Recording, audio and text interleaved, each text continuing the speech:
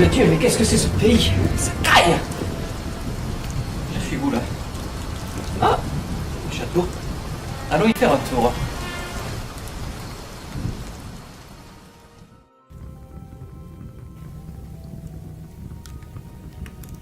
Charmant.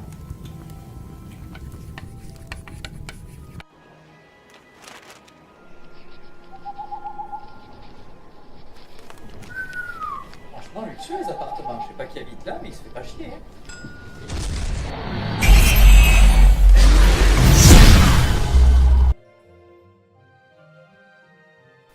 Voilà, on sera un petit peu plus tranquille ici. Alors aujourd'hui, le thème de notre vidéo sera la prophétie des 4 magiciens, qui est évoquée pour la première fois dans le tome 1, l'inquisiteur de Namiamur. Alors il faut savoir que tout commence vers le milieu du premier âge, dans les années 500-600 à peu près, où un ordre religieux particulièrement important, les moines gardiens d'Anfazar, recueillent un aigle dont la capacité est de pouvoir voir l'avenir, de pouvoir lire à travers le temps. Cet aigle va en fait les aider à écrire une prophétie, donc qui est celle des 4 magiciens. Il s'agit d'une série d'inscriptions que vous retrouvez dans le tome 1, dans l'Inquisiteur de Namiamur, avec les initiales de chaque magicien, de chaque personnage. Et dans ce premier livre, on découvre que en fait, c'est un antique secret, quelque peu oublié en fait, puisque l'ordre a disparu quelques décennies plus tard, et la prophétie a donc été un peu oubliée et retrouvée par les héros principaux de ce livre. Et progressivement, on va découvrir donc dans cet ouvrage le géniteur de cette grande lignée de magiciens qui va commencer à arriver dès la fin. Et dans le tome 2, l'Ascension du Gardien, on va découvrir le premier de cette lignée, donc, qui est Gimlog Endar.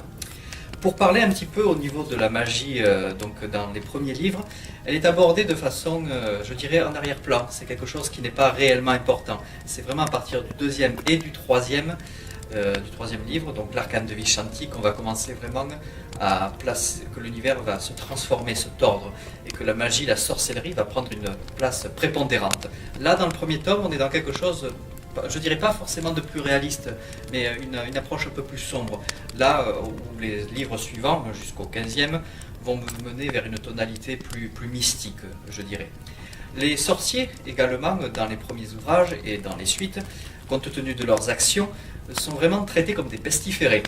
Ça sera surtout vrai dans l'Ascension du Gardien. Ce ne sont pas des êtres que l'on regarde vraiment avec bienveillance, je dirais. Et la magie en elle-même n'est pas utilisée, je veux dire, pas forcément pour créer de bonnes actions, mais pour ceux aussi qui la pratiquent, c'est un acte qui peut engendrer, pareil, une grande souffrance.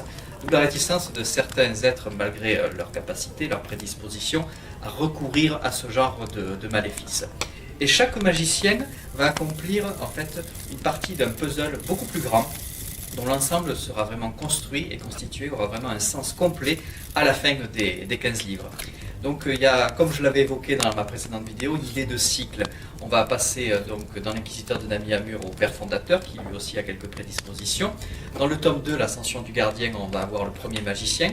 Dans le troisième, un autre. Dans le quatrième, le plus important de tous, qui occupera une majeure partie de la saga, et enfin le dernier qui aura un rôle d'héritage. Et la magie sera abordée de différentes manières à ces moments-là.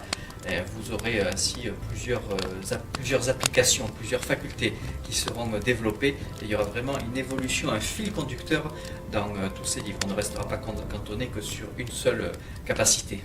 Les magiciens, au tout début de la saga, agiront chacun de leur côté. Ce sera vraiment des petits groupuscules par-ci et là. Et à partir du tome 3, on va découvrir certaines organisations, notamment l'organisation de l'ordre des sorciers de Ninglar, dont le but est de protéger une région bien précise des terres mortelles. Et ils auront un rôle particulièrement important pour la suite. Voilà, je parle beaucoup dans le futur, mais c'est pour vous décrire un petit peu comment tout cela va s'organiser. Donc les principaux magiciens de cette saga, ça va être donc les 4 magiciens que j'ai évoqués, donc la famille des Endar, mais il y aura également d'autres factions, d'autres groupes qui vont intervenir avec des intérêts divergents, et ce qui va parfois mener à certains conflits. Voilà un petit peu ce que je pouvais vous dire à propos des magiciens dans cette saga. Donc vous en découvrirez vraiment tous les tenants et aboutissants en découvrant ces livres. Et puis voilà, moi je pense que je vais faire un petit peu de tourisme, là ça a l'air sympa ce coin quand même.